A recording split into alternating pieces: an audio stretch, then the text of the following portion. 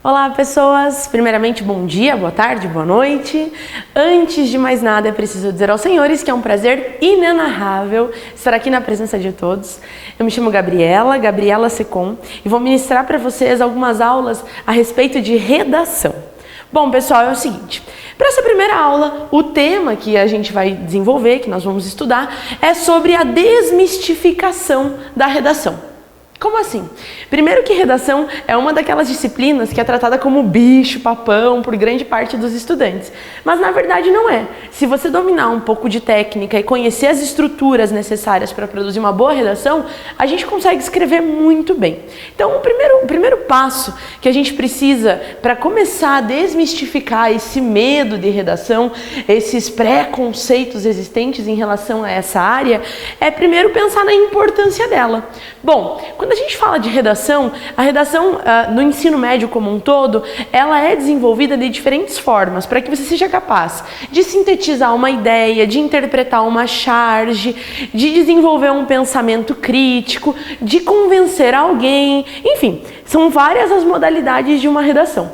Quando nós estamos no final do ensino médio, especificamente lá no terceiro ano, ou então quando você se dispõe a fazer um pré-vestibular, normalmente as provas que são consideradas um passaporte para o ensino superior cobram justamente a produção de uma redação aliada a várias questões objetivas. No Enem, por exemplo, são 180 questões mais uma redação.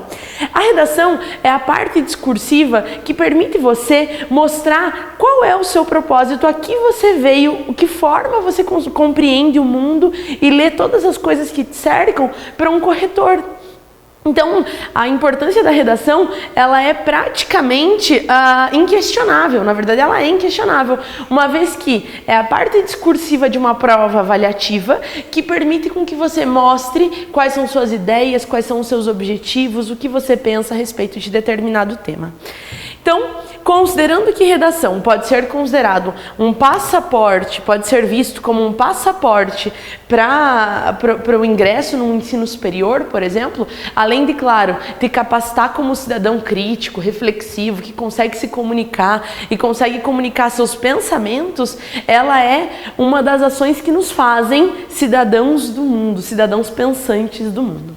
O segundo passo em relação à redação é um grande mito que eu sempre ouço dos meus alunos. Quando eu peço para que seja feita uma redação, eles dizem assim: ai, prof, sabe o que é? É que hoje eu não estou inspirado.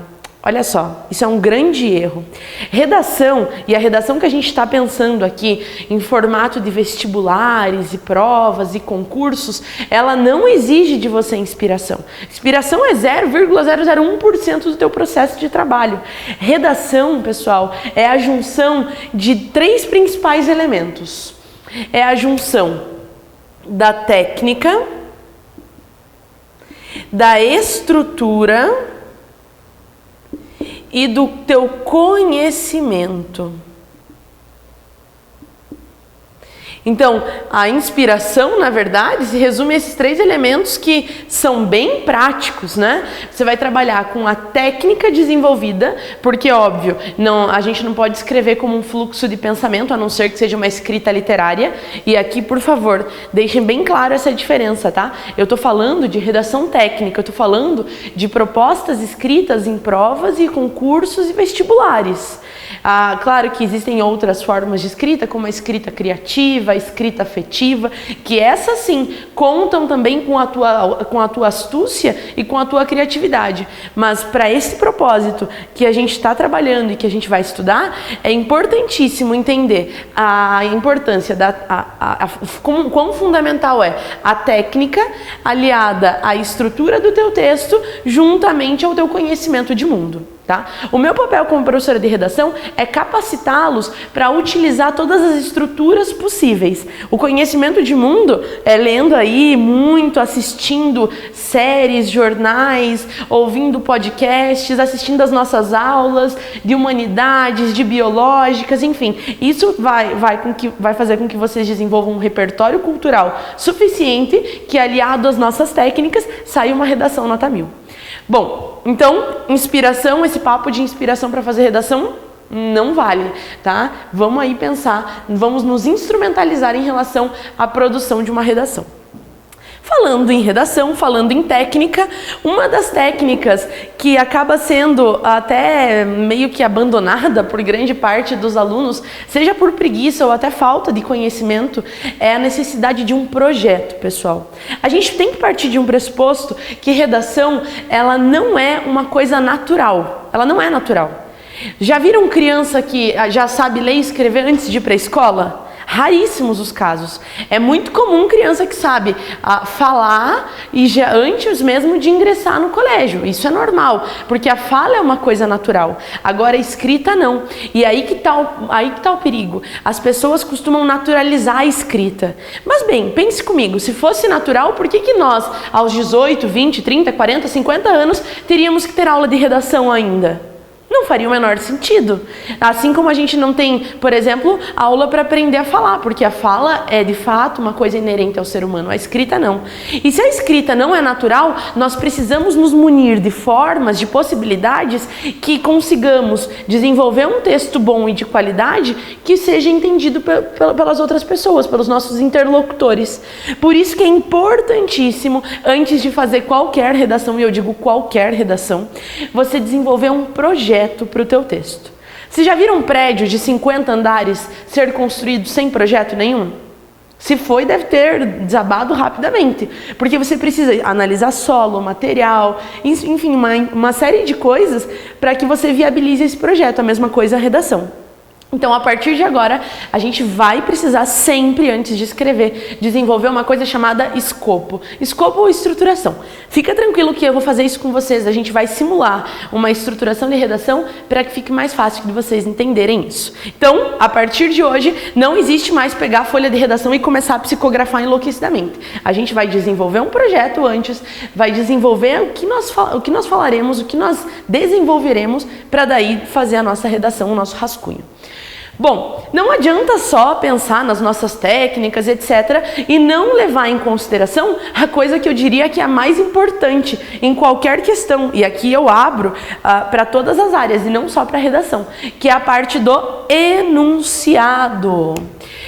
Quando a gente fala de redação, as pessoas costumam negligenciar o enunciado. Ah, tá bom, é aquilo lá. E começa a escrever enlouquecidamente. Seja por medo, seja por pressão, por falta de tempo, enfim. O enunciado é uma das partes fundamentais de qualquer proposta. Já repararam que todo enunciado utiliza verbos no imperativo? Desenvolva, escreva, disserte, faça. Por que ele usa verbo no imperativo? Porque ele dá uma ordem. Não adianta fazer um texto maravilhoso que não atenda àquilo que o enunciado nos mandou. Nós somos uma espécie de escravos do enunciado.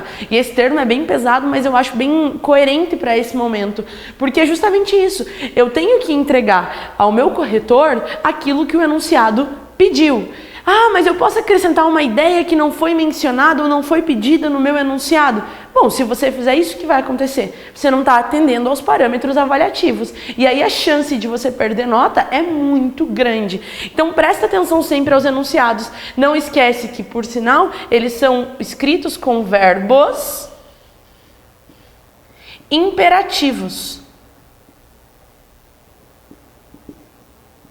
Ninguém faz o enunciado dizendo assim, olha, por gentileza, se você quiser, faça uma dissertação. Não é desse jeito. Então, vamos ser extremamente fiel àquilo que é exigido pelo enunciado. Tá?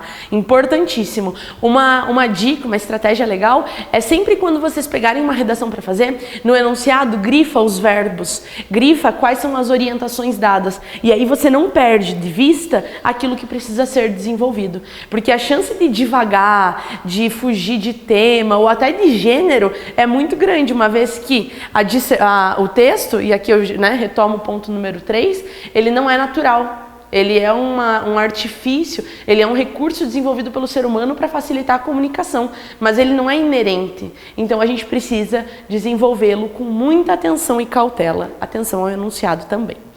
Bom, e aqui, o 5, eu falo sobre os diversos gêneros textuais. Normalmente as pessoas acham que quando a gente fala de redação, redação é se posicionar, redação é mostrar o teu pensamento ou convencer alguém. Calma. Quando nós falamos de produção textual, existe uma gama absurdamente gigante de possibilidades de redação que pode ser cobrada de vocês. Por exemplo, As universidades federais, cada uma tem um perfil de cobrança de redação, mas tem algumas que às vezes tem até mais de uma redação, como por exemplo a Universidade Federal do Paraná, que cobra 3 propostas de redação e cada uma de um gênero diferente. Então, normalmente você precisa saber resumir, que é um dos gêneros que praticamente todos os anos eles cobram, que é um resumo, é interpretar alguma coisa, interpretar uma charge, uma foto, um meme, e é argumentar sobre alguma tese, alguma teoria, algum texto, alguma notícia. Veja, nós temos diversos gêneros e aí nós trabalharemos os principais. Carta, resumo, interpretação, argumentação. A própria argumentação, ela tem formas diferentes de argumentar. Eu posso argumentar num post, pode ser cobrado para que eu escreva um post, pode ser cobrado que eu faça um e-mail, enfim, uma série de possibilidades. Durante as nossas aulas, nós veremos alguns dos principais gêneros textuais cobrados. E por fim, como desenvolver um texto? É meio que uma receita de bolo, um passo a passo, mas que conforme vocês forem praticando, isso vai ajudar no desenvolvimento da redação de vocês, da escrita de vocês. Então, primeira coisa, leio com muita atenção o enunciado. Li o enunciado, grifei todos os verbos. Bom, entendi. Se a minha proposta me trouxer textos base, leia os textos base. Vou ler com muita atenção, vou ler com muita cautela, porque os textos base me ajudam a entender o tema. Então, por exemplo, se o tema não ficou muito claro pelo enunciado, o texto base pode ser um facilitador dessa compreensão. Vou dar um exemplo para vocês da redação do Enem do ano passado. Lembra da democratização do acesso ao cinema no Brasil? Vários alunos disseram assim, prof, será que cinema era a sala de cinema, era o espaço físico, ou será que cinema era a arte, a produção artística? Como que a gente sabia se eles estavam falando de acessibilizar o acesso às salas de cinema ou acessibilizar a arte cinematográfica? Texto base. Pelos textos base, ele me abria possibilidades que eu conseguia fechar melhor o tema. Então, muita atenção ao texto base. Li o enunciado, li o texto base, entendi o que ele pediu, aí eu começo a fazer o meu escopo, a minha estruturação, que logo logo a gente vai fazer juntos. E aí, por fim, vocês vão desenvolver o teu rascunho. E rascunho com muito cuidado. Se vocês estiverem treinando, né, nesse momento ainda sem provas, em que vocês só estão praticando a escrita, uma coisa bem legal é que vocês tenham a prática de deixar o texto dormir. Claro que isso é uma metáfora, mas escreve teu rascunho e depois vai passar limpo no dia seguinte ou no outro. Isso faz com que você consiga perceber dificuldades, fraquezas ou erros do teu texto que podem ser consertados numa próxima escrita. Eu sei que vocês não conseguem deixar texto dormir numa prova, por exemplo, óbvio, mas isso facilita com que vocês, quando estiverem em um momento, em um ambiente de provas, já consigam tomar mais cuidado com determinados erros que vocês perceberam ser recorrentes na escrita de vocês. Certo, pessoal? Essa primeira aula foi para desmistificar as nossas ideias sobre redação. Vamos continuar os nossos trabalhos, que logo vem mais coisa. Tchau para vocês, até mais!